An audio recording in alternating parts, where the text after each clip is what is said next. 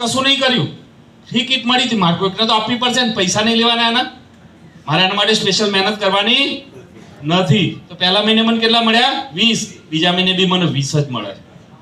તો આરાધના કરવું જોઈએ કે નહીં? બીજું, અહીંયા જે પણ પર્સન બેઠા છે ને સાહેબ, દરેક વ્યક્તિ કોઈ ધંધો કરે છે, નોકરી કરે છે, પશુપાલન કરે છે, કોઈ બી વ્યક્તિ ફ્રી નથી. દરેક વ્યક્તિ કંઈક તો કરે જ છે. આપણે એક વસ્તુ સમજી લઈએ કે જે બી બિઝનેસ કરીએ છીએ, નોકરી કરીએ છીએ, એવરેજ સેલેરી શું હોઈ શકે આપણી? એવરેજ 15,000 રૂપિયા. તો સાહેબ રોજના કેટલા થયા? કેટલા કલાકના?